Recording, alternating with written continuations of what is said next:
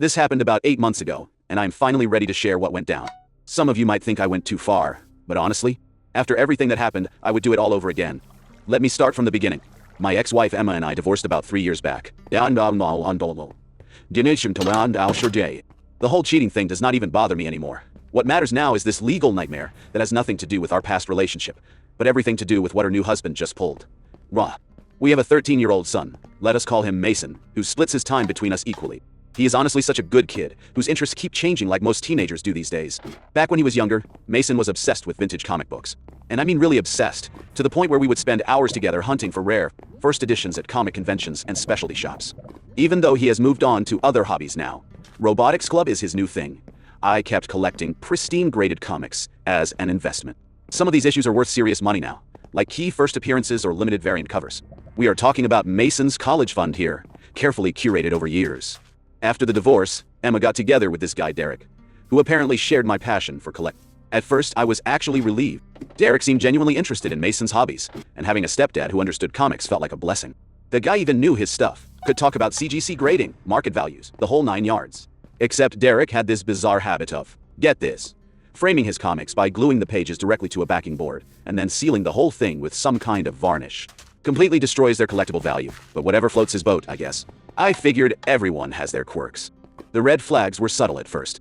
Derek would ask very specific questions about my collection when we would run into each other at Mason's school events. How much is that amazing fantasy number 15 worth these days? Or I bet you have got some serious Silver Age X-Men issues. Normal collector talk, right? Except something about his tone always felt calculated. But Mason liked him. That is what mattered. Derek would take him to local comic shops, help with his math homework, even got him interested in drawing. Emma seemed happy for the first time in years. Who was I to complain about a few weird questions? The security system I had installed after the divorce was just standard precaution. Nothing fancy. Cameras at the entrances, motion sensors, the works. Mason had his own key since he was old enough to be responsible, and I had never had a single issue with him coming and going when I was not home. My collection lived in a climate-controlled display cabinet in my home office. Not just any cabinet, we are talking about a $3,000 piece with museum-quality locks and UV-resistant glass. Inside were some seriously valuable pieces. A near-mint Amazing Fantasy number 15, several high-grade Silver Age X-Men issues, a signed first printing of The Dark Knight Returns, an original Teenage Mutant Ninja Turtles number 1, and The Crown Jewel, a Walking Dead number 1 first printing, the WW, as potentially worth upwards of $15,000. These were not just comics to me. They represented hours of research, convention hunting, careful investment decisions. More importantly, they were Mason's future. His college education, maybe a down payment on his first apartment someday. Every issue was documented, photographed, and insured to the penny. Derek knew about the collection, obviously. Mason had shown him pictures, talked about the rare issues, even brought him by once when I was home to see the setup. Derek seemed appropriately impressed, asked all the right questions about preservation and value. "You are setting Mason up for life," he had said, and I had felt proud that my ex-wife had found someone who understood the bigger picture. Looking back now, I realize he was not just admiring my collection. He was cataloging it. Last month I had to go out of state for a mandatory work conference. Nothing unusual. These corporate training sessions happen twice a year and they are non-negotiable if you want to keep your job. Mason was supposed to stay with Emma during my 3-day absence, which was perfectly normal according to our custody arrangement. The conference was in Chicago, boring as expected, but I was looking forward to getting home and hearing about Mason's week. He had been excited about a new robotics project, and Emma had promised to help him with the programming side. On the second day, around 2 p.m., I got a text from Mason. "Hey Dad, hope the conference is not too boring. Quick question. Okay if I swing by the house to grab my tablet and some graphic novels? Want to bring them to Mom's for homework tonight." Totally normal request. Mason is responsible with his key, always locks up properly, never brings friends over without permission. I texted back, "Of course, buddy. You know where everything is. Love you." What I did not expect was to get a motion alert from my security system 20 minutes later. I was sitting in some mind-numbing presentation about quarterly projections when my phone buzzed with the notification. At first I figured it was just Mason grabbing his stuff, but something made me check the live feed. That is when I saw Derek's truck in my driveway. My blood immediately ran cold. Derek was absolutely not allowed at my house, especially when I was not there. This was not about trust or petty ex-husband jealousy. This was about clear boundaries we had established for Mason's stability. Emma knew this. Mason knew this. And Derek definitely knew this. I watched through the security camera feed as Mason walked up to the front door, key in hand. But instead of going in alone like he always did, Derek got out of the truck and followed him. Bold as brass, like he belonged there. I immediately activated the two-way audio system. Mason, I called through the speaker. "Derek needs to wait outside on the porch. House rules, buddy to tie." Mason looked up at the camera and nodded, but Derek just kept walking. He patted Mason on the shoulder and said something I could not hear, then walked right past him into my house. Like my clearly stated boundary meant nothing. My hands were shaking as I fumbled with my phone, texting Emma. Derek just entered my house with Mason. He knows he is not supposed to be inside. I'm about 30 seconds away from calling the police. The response came back almost immediately. What? That does not make sense. Let me call Derek. But Derek was already inside. I watched through the interior cameras as he walked straight to my home office like he knew exactly where he was going. Mason followed, clearly uncomfortable, saying something that looked like maybe we should just grab my stuff and go. Derek spent maybe 3 minutes in my office. From the camera angle, I could see him standing in front of my display cabinet, but his body blocked the view of what he was actually doing. Then he walked out, carrying a black portfolio case that definitely had not been there when he walked in. I was frantically texting Emma and Mason, demanding explanations, when Derek and Mason left the house. The whole visit lasted maybe 10 minutes. Derek locked the door behind them, using Mason's key, and they drove away. I could not concentrate on anything else for the rest of the conference. That portfolio case kept replaying in my mind. What had Derek taken from my office? Why had he gone straight there? Like he had been planning this. The flight home felt endless. I kept checking my security app, zooming in on screenshots of Derek in my office, trying to figure out what I was missing. Emma had texted that Derek claimed he had just helped Mason find his tablet charger, but that explanation made no sense. Mason's charger was in his bedroom, not my office.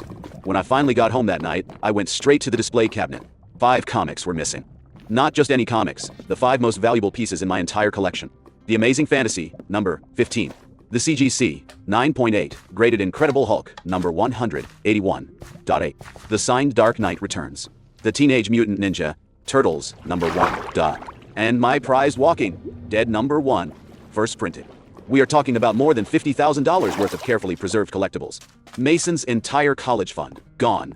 I called Emma immediately, my voice shaking with rage. Derek stole from me 5 comics, including The Walking Dead issue. Dollar-wise, dick short, dirty, wine. I want them back tonight, or I am calling the police. The silence on the other end stretched for what felt like forever. Then, that is impossible. Derek would not let me talk to him. Emma, I have him on camera entering my house without permission and leaving with a portfolio case. The comics are missing. This is not a misunderstanding. Another pause. I will call you back. 20 minutes later, my phone rang. Emma's voice was small, defeated. Derek says he took them so Mason could appreciate the art up close. He thought you would be okay with it since they are technically for Mason anyway. Those comics are in protective slabs for a reason. They are investments, not picture books. And he had no permission to enter my house. I know. He's really sorry. He did not realize how serious the security was. He will bring them back tomorrow. But Derek did not bring them back the next day, or the day after that. When I finally got one comic returned, hand-delivered by a mutual friend who was horrified by the whole situation, I understood why Derek had been stalling. My Walking Dead number 1, potentially worth $15,000, had been removed from its protective slab. There were fingerprints on the cover. Someone had attempted to fix a minor crease with whiteout. And then, I kid you not, the entire comic had been laminated. Laminated. Like a restaurant menu. $15,000. Destroyed because Derek thought he could preserve it better for Mason to enjoy it. That is when I realized this was not about Mason appreciating art. This was about something much worse. I pressed charges the next morning. Grand larceny, breaking and entering, destruction of property, the works. The police detective, who took my statement, whistled when I showed him the insurance documentation and appraisal certificates. This is serious money, he said, photographing the destroyed Walking Dead comic. With the security footage and the value involved, we are looking at felony charges. I gave them 2 weeks to return the remaining comics and pay for the destroyed one, or I would pursue the full legal consequences. Emma begged for more time, but I was done being reasonable. Derek had violated my home, stolen my son's future, and shown zero remorse. That is when Emma called with news that changed everything. Derek is gone, she said, her voice hollow. He emptied our joint savings account this morning and left. Just left. There is a note saying he would rather start over somewhere else than face jail time over some stupid comics. $12,000. 3 years of Emma's meticulous saving for a house with a bigger yard for Mason. Gone. What? Emma, I am so sorry I started, but she cut me off. Do not. This is my fault. I brought him into our lives. Into Mason's life. I should have seen the signs. But there had been signs, had not there? I started thinking back over the past year, remembering conversations, strange coincidences, Derek's oddly specific questions about my collection. That is when I decided to do some digging. I started with Derek's social media, public records, anything I could find online. What I discovered made my stomach drop. Derek Thompson was not even his real name. His actual name was Derek Richardson, and he had a history. A bankruptcy filing from 2 years ago. A civil lawsuit from a former roommate claiming theft. 3 different addresses in 3 different states over the past 5 years. And most damning of all, a business license for vintage collectibles, trading, that had been active right up until the week he had disappeared. Derek had been running a business flipping stolen collectibles. And Emma, Mason, and I had been his biggest score yet. I brought all of this to the police detective, who connected me with a federal investigator specializing in interstate theft rings. Turns out, Derek Richardson was already on their radar for similar crimes in Florida and Nevada. Comic book theft is bigger than people realize, the investigator explained. High-value collectibles are easier to transport, hard to trace, and there is a thriving underground market for them. Your ex-wife's husband was not just an opportunist. He is a professional con artist.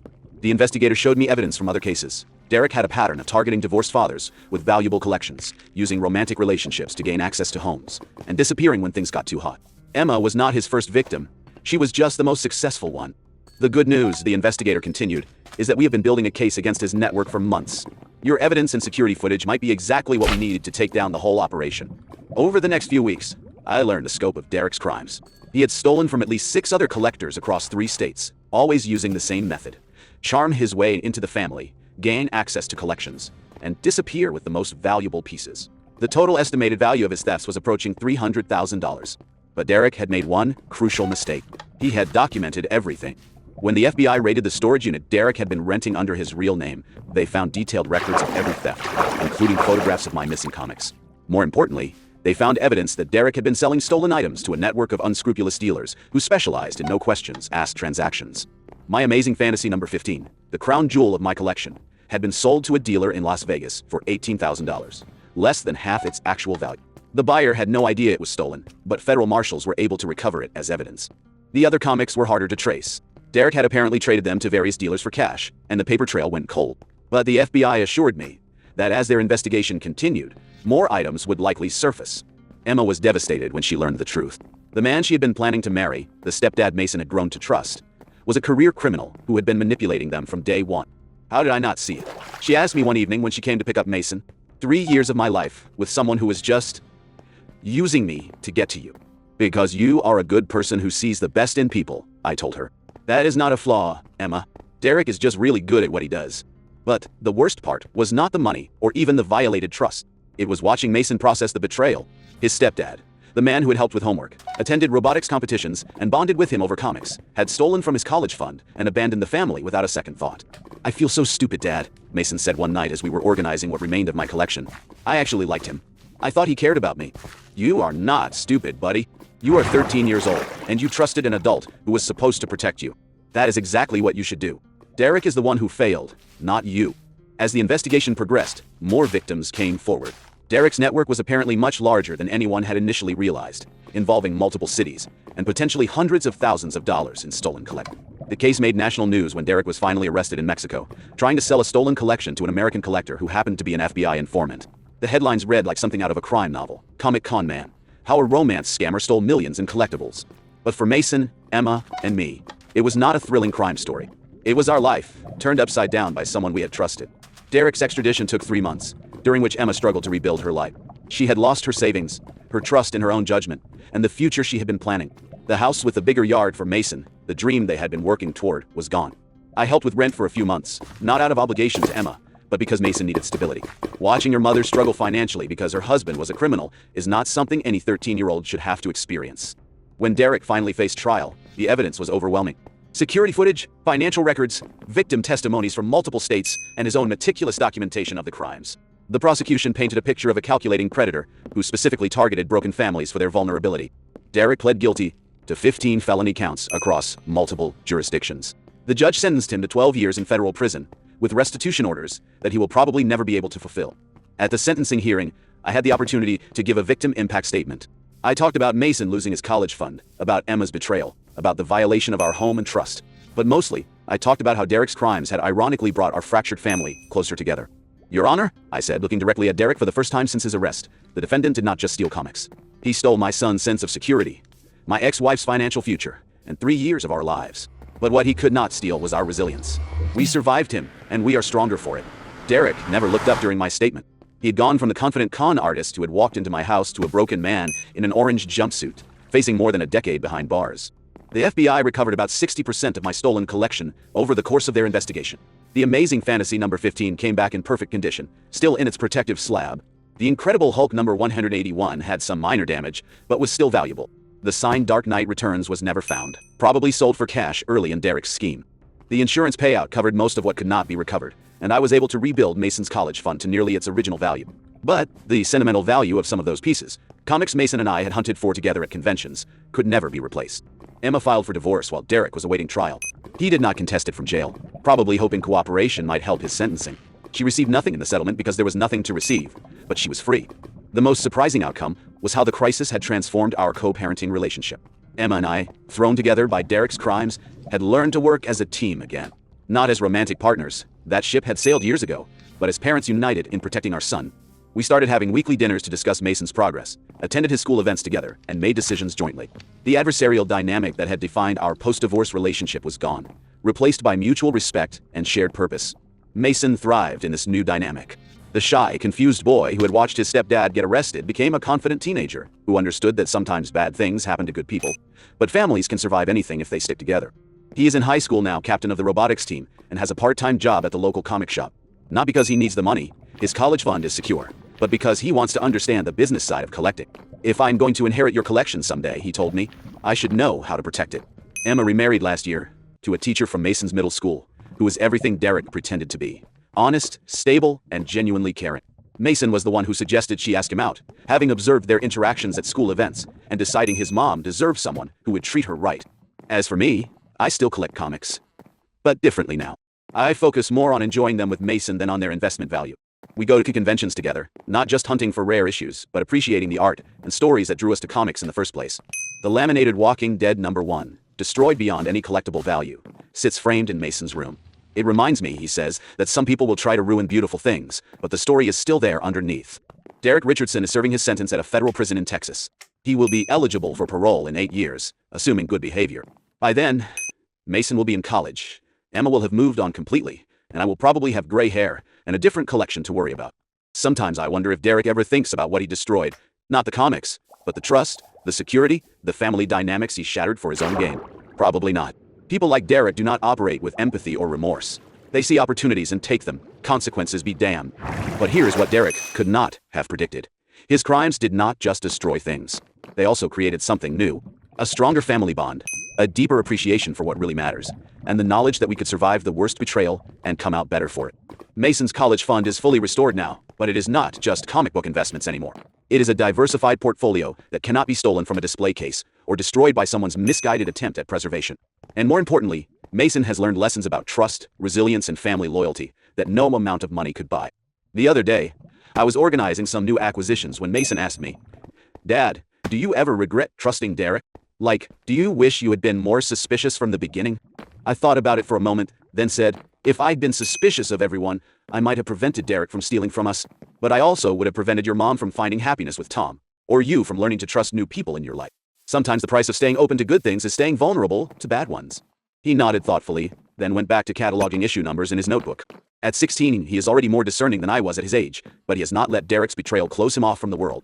Emma and I talk sometimes about whether we should have seen the signs, should have done background checks, should have been more protective. But ultimately, we have decided that Derek's crimes were Derek's responsibility, not ours. We did our best with the information we had, and we protected our son when it mattered most. The comic book collecting community rallied around us after the story went public. Dealers offered replacement issues at cost, collectors shared leads on missing pieces, and convention organizers invited us as guests to speak about collection security. It reminded me why I had fallen in love with this hobby in the first place. It is not really about the money or the investment potential. It is about community, shared passion, and passing something meaningful to the next generation. Today, Mason and I are heading to a convention in the city. We are not looking for anything specific, just enjoying the experience together. He is presenting a paper on comic book preservation at the college prep track, and I am sitting on a panel about collection security. As we loaded the car this morning, Mason held up a beat-up copy of Amazing Spider-Man number 1, not worth much in its current condition, but readable and beautiful. Sometimes, he said, the best comics are the ones you are not afraid to touch. He's right, of course. Derek tried to steal our future, but what he really gave us was perspective. The comics in my display case are still valuable, still protected, still representing Mason's college fund. But they are not more important than the relationship they help build between a father and son. And that is something no con artist could ever steal.